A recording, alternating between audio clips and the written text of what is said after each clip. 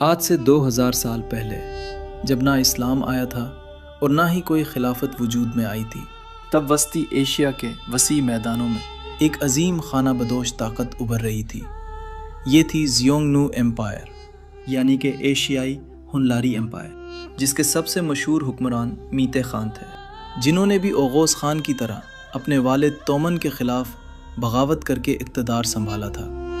اسی دور میں بت پرست عرب دنیا بھی مختلف قبائل میں تقسیم تھی، لیکن عرب تاجر دور دور تک سفر کرتے تھے۔ ان کے قافلے شام، فارس اور وسطی ایشیا تک پہنچتے تھے، اور یہی وہ لمحہ تھا جب پہلی بار عرب تاجروں اور ترک النسل خانہ بدوش قبائل کا آمنا سامنا ہوا۔ یہ ملاقات جنگ کے میدان میں نہیں بلکہ سلک روڈ کے تجارتی راستوں پر سمرقند، بخارا اور مرو جیسے شہروں میں ہوئی، جو مختلف قوموں، زبانوں اور تہذیبوں کا مرکز بن چکے تھے۔ عرب اپنے ساتھ ان شہروں میں مصالحے، خوشبو اور کپڑے لاتے، جبکہ ترک قبائل گھوڑے، فر اور ہتھیار فروخت کرتے تھے۔ اس وقت شاید کسی نے تصور بھی نہیں کیا ہوگا کہ آنے والی صدیوں میں یہی ترک قبائل اسلام قبول کریں گے اور بعد میں اسلامی دنیا کی سب سے طاقتور سلطنتیں قائم کریں گے۔ اگرچہ ترک قبائل صدیوں تک ٹینگریزم پر قائم رہے، لیکن وقت کے ساتھ ان میں سے کچھ قبائل نے عیسائیت قبول کی، جبکہ بعد میں وسطی ایشیا میں اسلام کے پھیلاؤ نے ترک دنیا کو ہمیشہ کے لیے بدل دیا، اور پھر عباسی خلافت تک ترک دنیا آہستہ آہستہ ایک نئے مذہبی اور سیاسی دور میں داخل ہوئی۔ جب ایشیائی ہنلاری ایمپائر ٹوٹی تو یہی منتشر ہونے والے ترکمان قبائل سلک روڈ اور مختلف تجارتی راستوں کے ذریعے یورپ تک پہنچنے اور وہاں پر آباد ہونا شروع ہو گئے۔ اس کے بعد اگلے 150 سالوں تک آہستہ آہستہ یورپ میں ان کی آبادی میں اضافہ ہوتا رہا، اور پھر 370 صدی عیسوی کے قریب ترکوں کے ایک مشہور ہن حکمران اتیلا the ہن نے یورپ میں نو آباد تمام قبائل کو متحد کر کے وہاں پر ایک نئی ترک سلطنت قائم کی، جسے یوروپین ہنز ایمپائر بھی کہا جاتا ہے، جن کے سروں کی ساخت کچھ اس طرح کی ہوتی تھی۔ انہوں نے بازنطینیوں کے خلاف کئی جنگیں لڑی اور بدلے میں ان سے قیمتی اشیاء اور خراج وصول کیا۔ اسی دوران رومی دنیا چار طرف سے دباؤ میں تھی۔ مغرب میں جرمنی کے قبائل کی بغاوتیں اور مسلسل حملے، مشرق میں ایران یعنی کہ سسانیہ ایمپائر کے ساتھ طویل جنگیں، شمال سے ہنز ترکوں کا دباؤ، اور ساتھ ساتھ اندرونی سیاسی و معاشی بحران۔ ان تمام بیرونی حملوں اور اندرونی کمزوریوں نے مل کر رومن ایمپائر کو اتنا کمزور کر دیا کہ آخرکار یہ دو حصوں میں تقسیم ہو گئی۔ مغربی حصہ جو بعد میں زوال کا شکار ہو گیا، رومن ایمپائر کے پاس رہ گیا، اور مشرقی حصہ بیزنٹین ایمپائر کے نام سے ایک علیحدہ اور مضبوط سلطنت بن گیا۔ اسی دوران ہنز ترکوں نے اپنی فتوحات جاری رکھی اور مغربی علاقوں کو فتح کرتے کرتے یہ سلطنت وسطی ایشیائی علاقوں سے لے کر موجودہ جرمنی، ہنگری، روس، یوکرین اور پھر اٹلانٹک اوشن تک جا پہنچی۔ لیکن یہ سلطنت بھی زیادہ دیر تک قائم نہ رہ سکی، اور اتیلا کی موت کے بعد یورپ میں ہن سلطنت آہستہ آہستہ ٹوٹنے لگی۔ وہ طاقت جو کبھی پورے یورپ میں خوف کی علامت تھی، وہ تقریباً 1 صدی کے اندر بکھر گئی۔ 480 عیسوی کے آخر تک اس کا وجود ختم ہو گیا، اور اس کے بعد وہاں پر موجود زیادہ تر ترک قبائل اب ایک نئی دنیا کا حصہ بننے لگے، کیونکہ ان کے ارد گرد رومی اور بازنطینی عیسائی تہذیب موجود تھی۔ تو وقت گزرنے کے ساتھ کئی ترک قبائل نے نہ صرف یورپی معاشروں میں جگہ بنائی بلکہ رفتہ رفتہ عیسائیت بھی قبول کرنا شروع کر دی، اور یوں صدیوں پرانی ٹینگری روایات آہستہ آہستہ کمزور پڑنے لگی۔ ترک دنیا کا یہ پہلا بڑا مذہبی تبدیلی کا دور تھا، جبکہ بعد کی صدیوں میں اسلام ان کی تاریخ کا رخ ہمیشہ کے لیے بدلنے والا تھا۔ اسی دوران مشرق میں ایشیائی ہن سلطنت سے علیحدہ ہونے والے ترکمان قبائل وسطی ایشیا میں 3 بڑی سلطنتوں میں تقسیم ہو چکے تھے، جن میں سب سے نمایاں اور قابل ذکر سلطنت روان خاقانیت تھی۔ یہ سلطنت مختلف ترک قبائل پر حکومت کرتی تھی، ان سے ٹیکس وصول کرتی تھی اور انہیں اپنے کنٹرول میں رکھتی تھی۔ لیکن پھر تاریخ نے ایک نیا موڑ لیا۔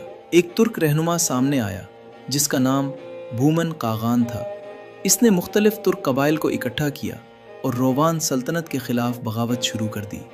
وقت کے ساتھ یہ بغاوت ایک بڑی جنگ میں بدل گئی، اور آخر کار روان سلطنت کو ختم کر کے اس نے خود اقتدار سنبھال لیا۔ اسی فتح کے بعد اس سلطنت کو روان سلطنت کی بجائے ایک نئے نام گوک ترک خاقانیت سے پکارا جانے لگا۔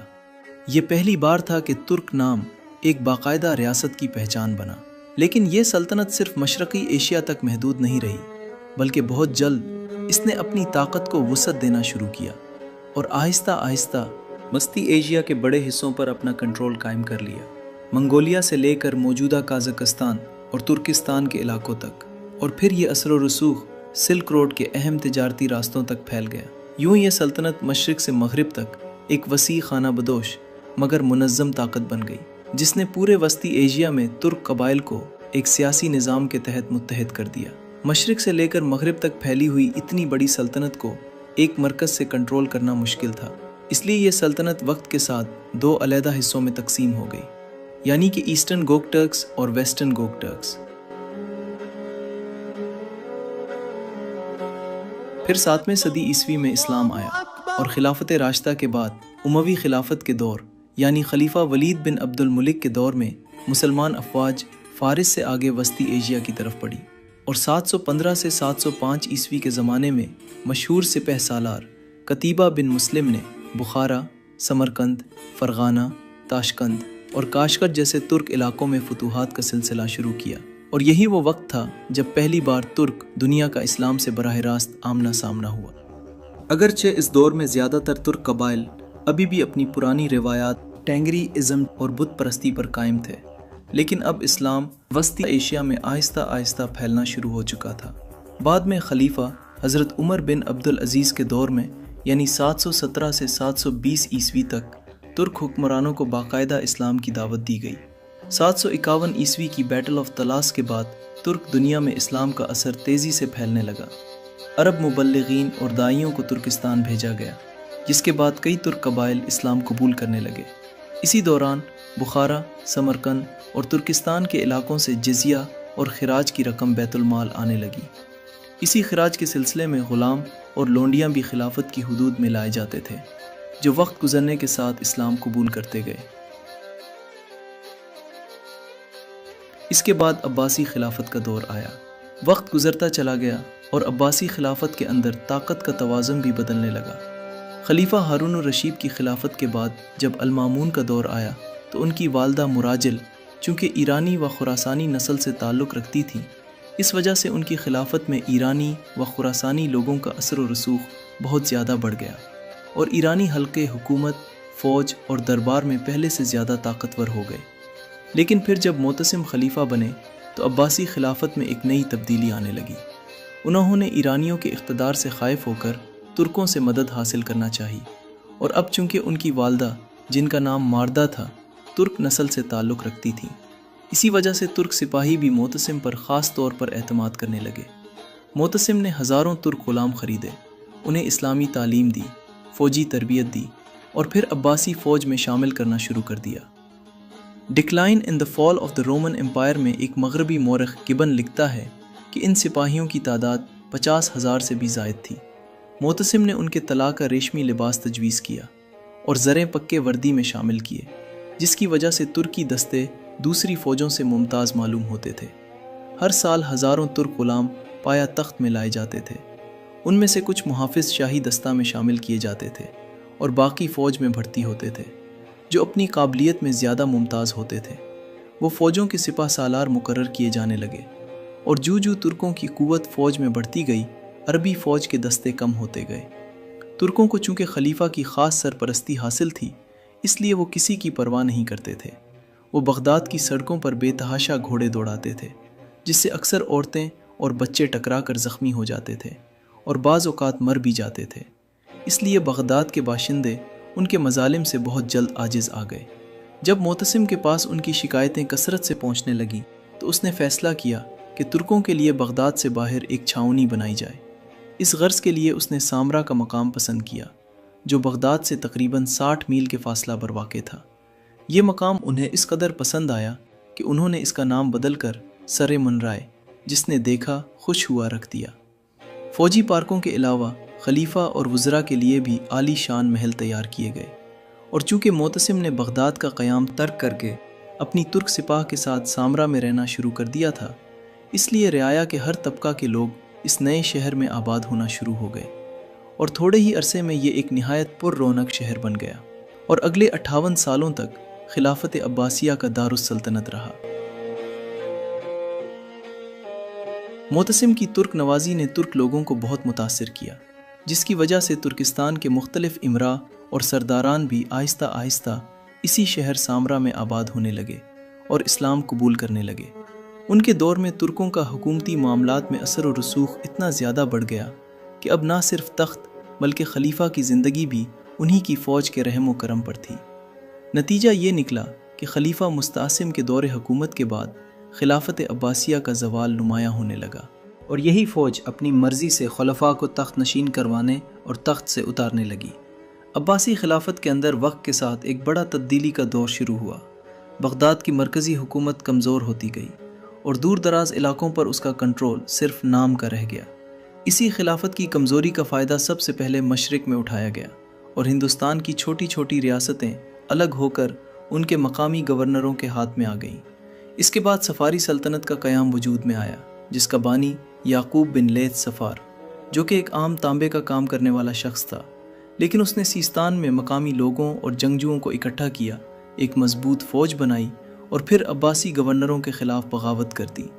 رفتہ رفتہ اس نے خراسان اور ایران کے بڑے حصوں پر قبضہ کر لیا اور بغداد کی اتھارٹی کو چیلنج کرتے ہوئے ایک عملی طور پر آزاد سلطنت سفاری سلطنت قائم کر لی۔ یہی وہ لمحہ تھا جب پہلی بڑی علاقائی طاقت عباسی خلافت سے الگ ہوئی۔ اس کے بعد خلافت عباسیہ کی کمزوری مزید واضح ہو گئی۔ دوسری جانب ترک، جو کبھی غلام سپاہیوں کے طور پر بغداد لائے گئے تھے، اب فوج کے اہم جرنیل اور گورنر بنتے جا رہے تھے، اور وقت کے ساتھ انہی میں سے ایک شخص نے تاریخ کا رخ بدل دیا، احمد بن طولون، جو ایک ترک نژاد فوجی خاندان سے تعلق رکھتا تھا۔ اس کے والد طولون ان ترک غلام سپاہیوں میں شامل تھے جنہیں عباسی خلافت کے دور میں فوج میں شامل کیا گیا تھا۔ بعد میں احمد بن طولون کو مصر کا گورنر مقرر کیا گیا، لیکن اس وقت تک عباسی خلافت اندرونی کمزوریوں اور سیاسی بحرانوں کا شکار ہو چکی تھی۔ بغداد کی مرکزی حکومت ترک اثر و رسوخ کی وجہ سے دور دراز علاقوں پر اپنا مکمل کنٹرول کھوتی جا رہی تھی۔ احمد بن طولون نے اس کمزوری کو بھانپ لیا۔ اس نے مصر میں اپنی الگ فوج تیار کی، معیشت کو مضبوط بنایا، ٹیکس کا نظام اپنے ہاتھ میں لیا اور رفتہ رفتہ بغداد کے احکامات سے آزاد ہونا شروع ہو گیا۔ پھر ایک وقت ایسا آیا جب مصر بھی عملاً عباسی خلافت سے الگ ہو گیا اور ایک نئی ترک نژاد سلطنت وجود میں آئی، یعنی کہ طولونid ڈائنسٹی، جو کہ اسلامی تاریخ کی پہلی بڑی ترک سلطنت بن گئی، جس نے مصر اور شام کے وسیع علاقوں پر حکومت کی۔ احمد بن طولون نے صرف ایک سلطنت قائم نہیں کی تھی، بلکہ اس نے یہ ثابت کر دیا تھا کہ اب عباسی خلافت سے الگ ہونا اور خود مختاری حاصل کرنا کوئی مشکل کام نہیں رہا۔ احمد بن طولون کے ان اقدام کے بعد عباسی خلافت کی کمزوری مزید واضح ہونے لگی اور ایک کے بعد ایک خطہ مرکز سے الگ ہوتا چلا گیا۔ مشرق میں سفارد ڈائنسٹی اپنی سلطنت کی خود مختاری بڑھاتی چلی جا رہی تھی۔ اس کے بعد شمالی افریقہ میں 3 بڑی علاقائی طاقتیں ابھریں۔ نمبر 1، ازلاب سلطنت، جو موجودہ تونس، الجزائر اور لیبیا کے علاقوں میں قائم ہوئی۔ اگرچہ یہ عباسی خلافت کے نام کو مانتی تھی، لیکن عملی طور پر مکمل خود مختار تھی۔